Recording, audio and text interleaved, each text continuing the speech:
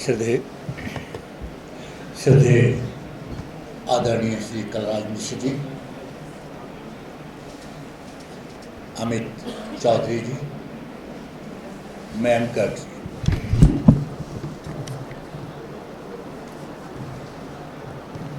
और ITS college के faculty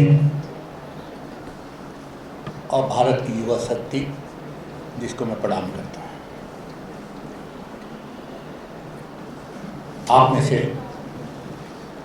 कितने ही लोग भविष्य के प्रधानमंत्री हो सकते हैं, देश के मंत्री हो सकते हैं, किसी राज्य के मुख्यमंत्री हो सकते हैं, किसी संस्थान के CEO हो सकते हैं, डायरेक्टर हो सकते हैं, इंडस्ट्रियलिस्ट हो सकते हैं। जो भारत की युवा शक्ति मेरे सामने यहाँ बैठी है, उसकी ऊर्जा में बहुत ज़्यादा संभावना है। हमारे प्रधानमंत्री जी ने आह्वान किया था कि मैं देश के अंदर 1 लाख नवयुवक नवयुवतियाँ ऐसे चाहता हूँ जो किसी राजनीतिक परिवार से ना हो। कितना सुंदर स्वप्न है, कितनी सुंदर सोच है कि परिवारवाद को खत्म करके किस प्रकार के एक साधारण परिवार के बच्चों को आमंत्रण करके उनको राष्ट्र के लिए सोचने के लिए अवसर दिया गया है। और ये जो उन्होंने कहा उसके अंदर एक ही है, क्योंकि आप सब नौजवान हैं, 20 वर्ष के, 22 वर्ष के, 18 वर्ष के, अभी कॉलेज से निकल के यहाँ आए होंगे, स्कूल से निकल के आए होंगे। उनका जो संकल्प है कि 2047 शताब्दी वर्ष जब हमारा देश मना रहा होगा स्वतंत्रता का, उस समय हमारा राष्ट्र एक विकसित राष्ट्र बनना चाहिए।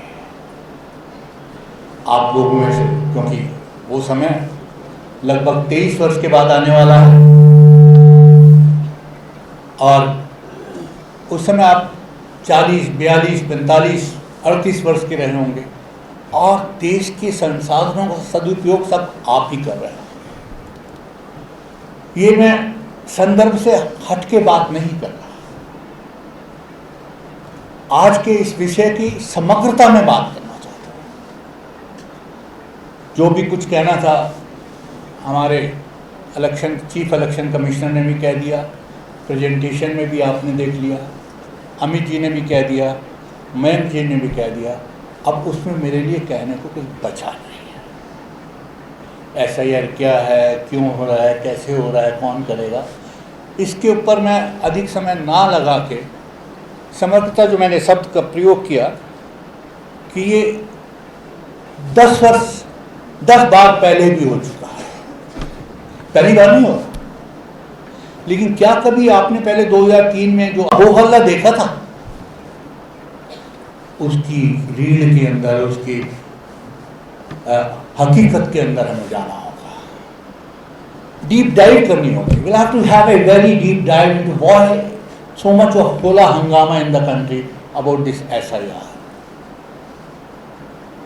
बहुत समझने का विषय है और उसके ऊपर मनन करने का विषय है। मेरा कोई धर्म नहीं है, मेरी कोई पार्टी नहीं है, मेरा एक ही धर्म है, राष्ट्र धर्म, जो कि करुणा, मनुष्यता, मानवता, सहृदयता के ऊपर टिका है, सानिध्य पे टिका है।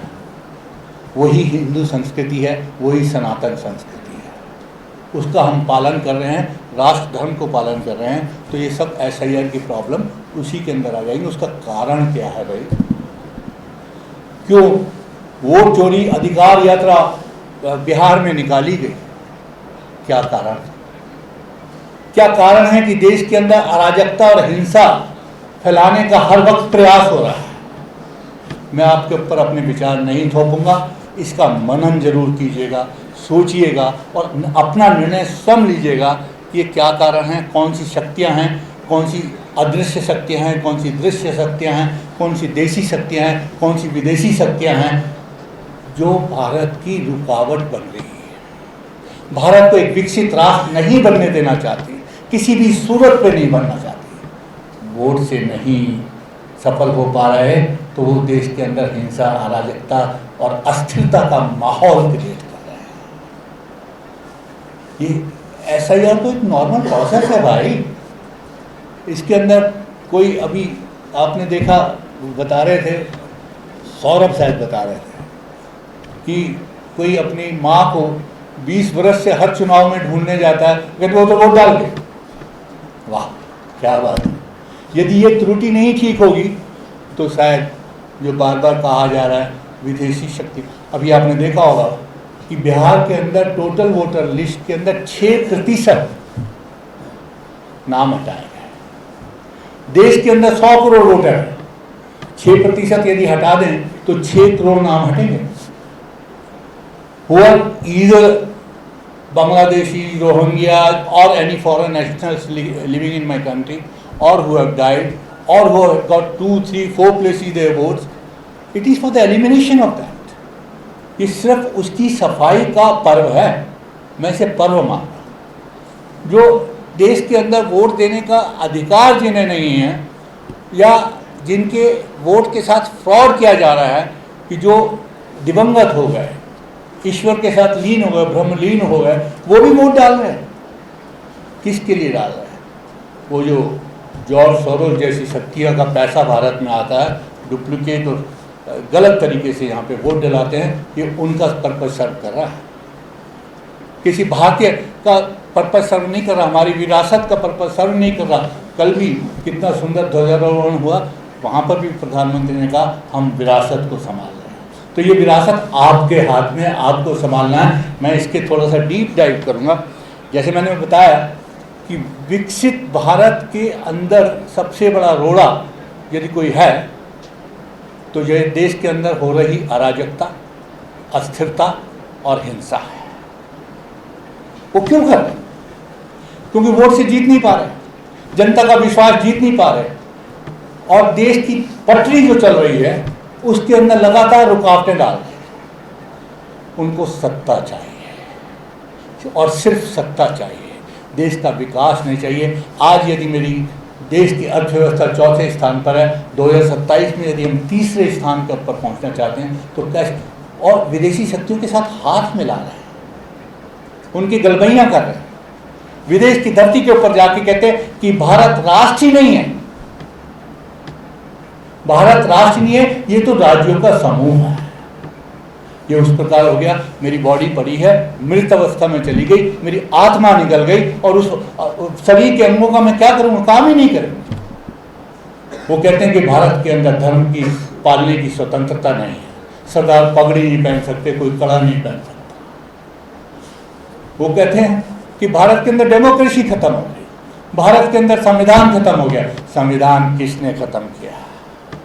इस सरकार ने तो नहीं किया। पिछली बार इन्होंने बहुत गपोड़े मारे पूरे देश के अंदर कि संविधान खत्म हो जाएगा, लोकतंत्र खत्म हो जाएगा, आरक्षण खत्म हो जाएगा, बला बला बला करके कुछ थोड़ी सी सीटों का फर्क कर दिया। लेकिन देश ने हरियाणा में, दिल्ली में, महाराष्ट्र में, अब बिहार में प्रचंड बहुमत की जो सरकार बनाई है, इसका जवाब दे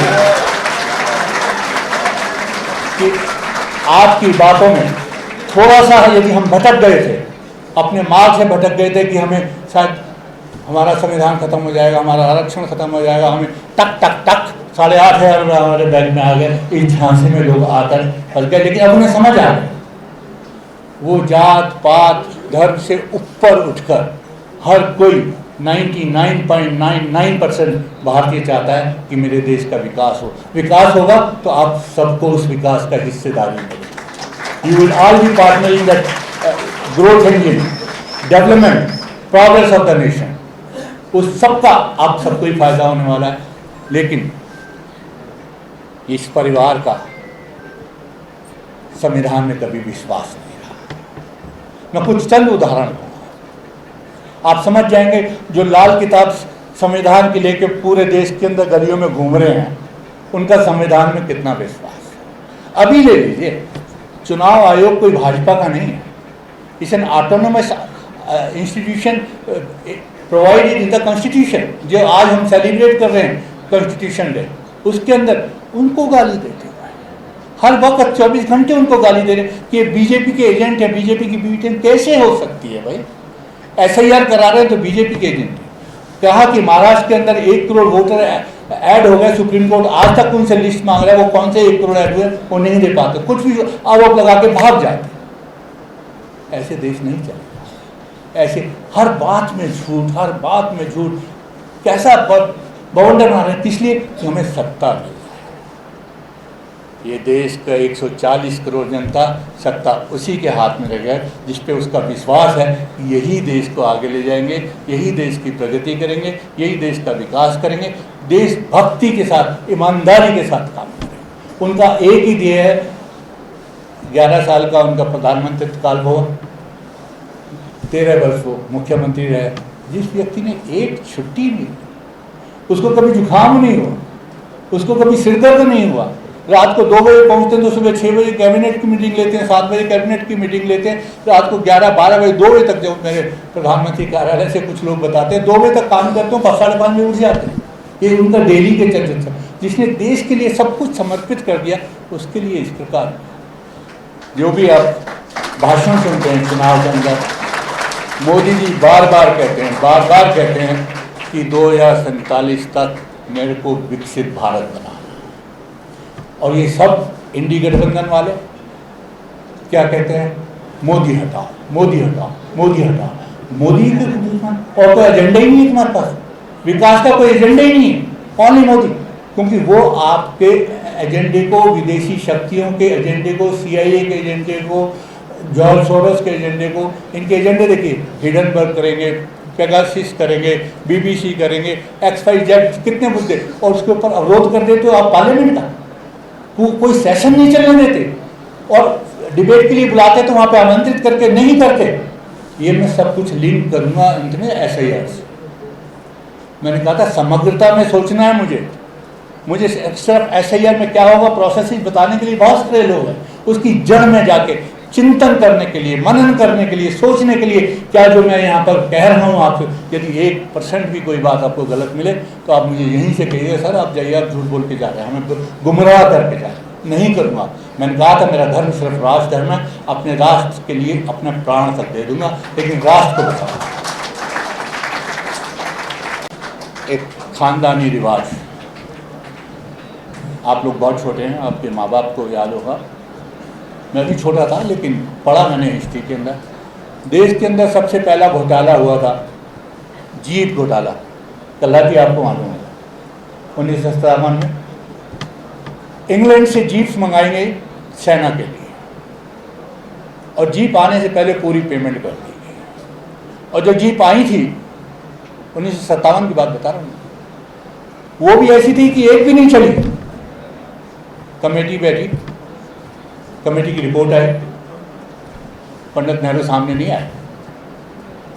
उन्होंने गोविंद बल्लभ पंत जी को आगे भेजा। उन्होंने कहा हाँ जी घोटाला तो रिपोर्ट आ गई है, लेकिन हम इसको सदन के पटल पर नहीं रखें। रिपोर्ट आ गई है और हम इसके आगे कोई इंक्वायरी भी नहीं कराएंगे। तो किसी पत्रकार ने वहाँ पे पूछ लिया ऐसा क्यों? कहते भाई जो नेहरू ने कह दिया वो अटल वाक्य है, अटल सत्य है, यहाँ पे उसके आगे कोई पूछ नहीं सकता उनसे। यदि आपको पूछना है तो 4 महीने के बाद 57 के अंदर चुनाव, दूसरा इलेक्शन था वो होने वाले हैं, वहाँ पे इस मुद्दे को उठाइएगा। ऐसी डिक्टेटरशिप। इंदिरा गांधी ने 1975 के अंदर सारे राइट्स खत्म कर दिए। कलराज जी भी शायद जेल गए थे उस समय। कोई अपील नहीं, कोई दलील नहीं, कोई कुछ नहीं, कुछ पूछ नहीं सकता, आपको जेल में ठोस दिया, प्रेस की आज़ादी खत्म कर दी, हमें खत्म राइट्स। राजीव गांधी साबानू केस के अंदर जजमेंट आई कि हाँ जी इनको भी तलाक भत्ता मिलना चाहिए, पार्लियामेंट में बैठ के कानून बदल दिया।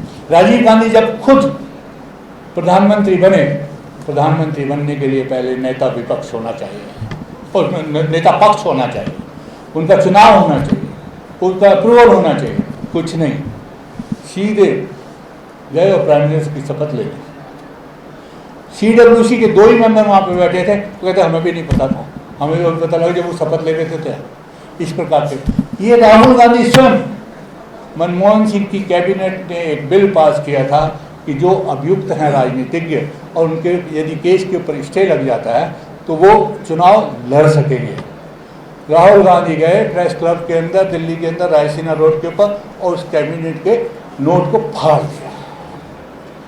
प्रधानमंत्री की नहीं परवाह करें, कैबिनेट क्या सोचेगी नहीं, क्योंकि वो सुपर प्राइम मिनिस्टर। ऐसा ये तो इनका खानदानी रिवाज है और देश के अहित में हर वक्त सोच रहे हैं, देश का अहित कर रहे हैं। तो ऐसे लोगों से दोस्तों सोचना, मैं नहीं कहता क्या करना है इनका, क्योंकि इनका लक्ष्य सिर्फ ये है एक किसी भी प्रकार से सत्ता को पुनः प्राप्त करके देश के अंदर भ्रष्टाचार मचाकर, भाई भतीजावाद मचाकर, परिवारवाद मचाकर देश को गत में ले जाना है, जिससे कि चाइनीज एजेंडा, ISI का एजेंडा, पाकिस्तान का एजेंडा, अमेरिका का एजेंडा, जो शक्तियाँ नहीं चाहती कि भारत जो है एक विकसित राष्ट्र बने, और उस एजेंडे को सफल करने के लिए ये सब कुछ करना चाह रहे हैं। और ये जो प्रोसेस है, जो ये 6 करोड़ मैंने बताया ना अभी वोट जो हैं बोगस वोट्स हैं, चाहे वो मर गए हैं, चाहे वो ट्रांसफ़र हो गए हैं, चाहे वो विदेशी लोग हैं, ये उसको यदि हटाया जाता है। अभी आपने देखी 61 लाख वोट जो है कटे थे बिहार के अंदर और 23 लाख उसमें ऐड भी हुए। उसके बाद रिजल्ट क्या है, 202 आएगा 243 में, 202 कितना प्रचंड बहुमत मिला। लोग समझ रहे हैं इस बात को, किस प्रकार से इन्होंने वहाँ पर वोट चोरी अधिकार यात्रा या वोट प्राप्त करने के अधिकार या वोट चोर, गद्दी चोर, क्या क्या नहीं कहा, और उसके 15 दिन के बाद सीधे भाग गया कहाँ, मलेशिया। मलेशिया के बाद 15 दिन की वहाँ पे यात्रा में किसको मिले, जॉर्ज सोरोस के बेटे, सॉरी इसके आई थिंक जॉर्ज सोरोस के बेटे को मिले। वो मिले जाके को उस टापू के ऊपर, मैं स्पष्ट बोल रहा हूँ, मैंने देखा, मैंने पढ़ा है कि कितनी जगहों पे पढ़ा, देश विरोधी शक्तियों को मिला। जब चुनाव के मध्य के अंदर वो कोलंबिया चले गए, किस किस को मिले, क्या क्या था, किसके लिए फंड लाने जा रहे थे, उसके बाद चुनाव के समय में भी गायब हो गए। तो क्या हुआ, ये सब कारण थे, बहुत सारे कारण थे, लेकिन ये भारत के भविष्य के लिए बहुत अच्छा हुआ जो ये सब कुछ करते रहे। हमें इस समय स्वयं को, अपने रिश्तेदारों को, अपने परिजनों को, अपने मित्रों को समझाना है, क्योंकि SIR क्यों आवश्यक है। देश विरोधी शक्तियाँ जो है, अगेन लोग कहेंगे कि ममता के लिए ऐसे क्यों कह रहे हैं, कल की धमकी देखी उसने कि यदि आपके यहाँ पे SIR हमारे यहाँ पे होता है, मैं जो SIR करने वाले BLO जो होते हैं उनको बंद कर दो। उनके एक MLA ने कहा बंद कर दो, कमरे में मत होने दो, और यदि मेरे साथ कुछ हुआ तो मैं पूरे देश में हिंसा का तांडव कर दूँ। कैसी कैसी धमकियाँ आ रही हैं, क्यों आ रही हैं, क्या निहित स्वार्थ है उनका कि ये ना हो। जो मेरे मुर्शिदाबाद में 24 परगना में और XYZ जगहों पर जो भी कुछ मैंने बोगस वोट बनाए हैं वो मेरे पक्ष में डलते रहें और मैं सत्तासीन रहूं, मैं सत्ता से युक्त ना हूँ। ये कौन करेगा, ये तो जनता करेगी, जनता का वोट के ऊपर डिपेंड करता, मैं नहीं होता हूँ कि यहाँ पे कौन। लेकिन तुम इस प्रकार की धमकियाँ मत दो कि देश के अंदर हिंसा का। राहुल गांधी क्या कहते हैं, नेपाल में जो हुआ, श्रीलंका में जो हुआ, बांग्लादेश में हुआ, JNZ सड़कों पे आ जाओ। JNZ ये बैठा है जो देश को प्रेम करता है, तुम्हारी बात पे कोई नहीं आने वाला, एक व्यक्ति नहीं आने वाला। ये भारत का भविष्य अपनी जान लगा देगा, देश के अंदर JNZ के आह्वान के ऊपर कोई तोड़ फोड़ हिंसा नहीं करने वाला। ये SIR के प्रति जागरूकता करेगा, इनको SIR चाहिए, इनको बोगस वोट हटाने हैं, तभी ये देश मजबूत बनेगा, देश विकासशील बनेगा। 2047 के अंदर हमारा संकल्प है कि हम विकसित राष्ट्र बने। हम उससे पहले भी बनने का प्रयास करते हैं, हम सारे लक्ष्यों को उससे पहले अचीव कर रहे हैं। तो मेरे दोस्तों, इस SIR को पूर्णतः में समझें, ये किस लिए है, कैसे है, इससे आपके भविष्य के ऊपर क्या फर्क पड़ने वाला है। आपका भविष्य इसके अंदर निहित है, देश की तरक्की इसके अंदर निहित है, देश का विकास। मतलब आज हम आँख में आँख डाल के बात करते हैं, अमेरिका जो कहता बुलाते हैं हमें, हम नहीं जाएंगे, वहाँ का काम है आँख में आँख डाल के। वो अपने आप को बहुत पावरफुल नेशन मानते हैं, number 1 nation of the world, they are the super powers. What super power, we talk eye to eye, eyeball to eyeball. हम खुद में स्वयं में था कल रात जी आपके लखनऊ के अंदर तो बहुत अच्छा डिबेट थी दीनदयाल जी की 125वीं वर्षगांठ के ऊपर, पिछले वर्ष की बात है। और NK सिंह जी मेरे साथ पैनल पे थे उस समय। और एक ने बोगी उठाई, ये मैं आपको इसे बता रहा हूँ कि बेरोजगारी की बोगी बहुत भारत में उठती है, और बहुत सारे फिगर्स मैं अभी आपको बताऊंगा, आपको पता लगेगा कि कितनी सच्चाई है उसके अंदर। मैंने कहा बेरोजगारी कैसे खत्म होगी? मैंने कहा आपको बेरोजगारी के बारे में मालूम है कि how many people are employable in the country? देश के अंदर कितने ऐसे लोग हैं जो एम्प्लॉयबल हैं, जिनको रोजगार चाहिए, रोजगार प्राप्त कर सकते हैं? कहते नहीं। मैंने कहा फिर बेरोजगारी की बोगी क्यों उठा उसी व्यक्ति को जो बैठे? तो मैंने कहा मैं बताता हूँ आपको, भारत के अंदर 97 करोड़ लोग ऐसे हैं जो रोजगार प्राप्त करने के योग्य हैं, और इसमें से रोजगार है कितनों के पास? कोई बता सकता है आप में से? How many people are employed in my country? 20 crore लोगों के पास रोजगार है। 97 करोड़ एम्प्लॉयबल लोगों के मध्यस्थ कुल 20 करोड़ लोगों के पास। आपको मालूम है इसमें से सरकारी नौकरियां के, सरकारी स्टेट्स के अंदर, राज्यों के अंदर, PSUs के अंदर टोटल नौकरियां out of this 20 crore, how many total jobs will be there in this? नहीं मालूम? 2 करोड़। 18 करोड़ जॉब जो हैं प्राइवेट सेक्टर में है, 2 करोड़ सरकारी गैर सरकारी संस्थानों के अंदर। तो हमने उससे पूछा, मैंने कहा यदि सरकार से आप बेरोजगारी की बात करते हो कि हमें रोजगार दे दो, हमारे रोजगार दे दो, तो सरकार यदि 2 करोड़ का 4 करोड़ भी कर दे, 4 करोड़ के पास उनको ना बैठाने की जगह है ना उनके लिए काम है, उनको लहरें गिनने के लिए कहते हो या बत्ती के गिनो या कितना ऊपर तारे निकले यही गिनने का भी काम दे दें, तो 2 से 4 77 करोड़ में से यदि निकाल दें 2 करोड़ और जो दे दी, तो वो 77 में तो सामने ना पहले वाले दो, तो फिर भी 75 करोड़, और 2 करोड़ दे दी फिर भी 73 करोड़, और 2 करोड़ दे दी सरकार ने फिर भी 71 करोड़, बाकी 70 करोड़ का क्या? देश विकसित होगा, राष्ट्र विकसित होगा, राष्ट्र उन्नति करेगा, राष्ट्र में प्रोडक्शन बढ़ेगी, राष्ट्र के अंदर डेवलपमेंट प्रोग्राम्स आएंगे, और स्वरोजगार देने वाले बनो, एम्प्लॉयमेंट सीकर नहीं एम्प्लॉयमेंट गिवर बनो, देश की तरक्की के अंदर उसी के अंदर निहित है। तो ऐसी सरकार यदि हम ला कर रखते हैं, साथ साथ जो आपके बारे में सोच रही है उनको क्लैरिटी के साथ लाने में ये SIR समग्रता की जो मैंने बात की थी ये मदद करेगा। Government can not give job to everyone, but government can create environment and conducive environment जहाँ पे आपको स्वरोजगार करने के लिए, इंडस्ट्रीज करने के लिए, बिजनेसमैन बनने के लिए, ट्रेडर बनने के लिए मौके मिले। आप 50,000 60,000 की नौकरी करने के लिए 50-60 लाख रुपए का प्रॉफिट कमाओ ना उस साल का अपना। इतनी पोटेंशियल है इंडिया की पॉपुलेशन ही ये virtue. We are a consumer market. हमारे यहाँ तो जितना प्रोडक्शन करोगे वो सब कंज्यूम हो जाएगा। आप तो इंजीनियरिंग के स्टूडेंट बनाते हो कि कितना कट डाउन नहीं सर ओके एनीवे।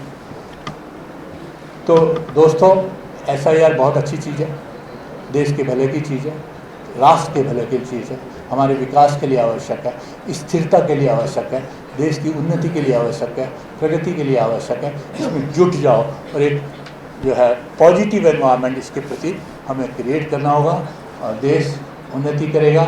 आप सबका भविष्य सुरक्षित है। बहुत ही अच्छी गाइडलाइन, बहुत ही अच्छी तरीके से देश सुचारू रूप से चल रहा है। हमें भारत की सरकार का मदद करने के लिए अपने हाथ में, क्योंकि आज से 5 साल 7 साल 8 साल 10 साल के बाद आप ही इस देश को आगे बढ़ाएंगे। You are going to be the torch bearer of this country, take it forward. That's my appeal to you, that's my few viewpoints which I have put up, and I request कि जोर से एक बार मेरे साथ बोले, भारत माता की जय, भारत माता की जय, भारत माता की जय, जय हिंद।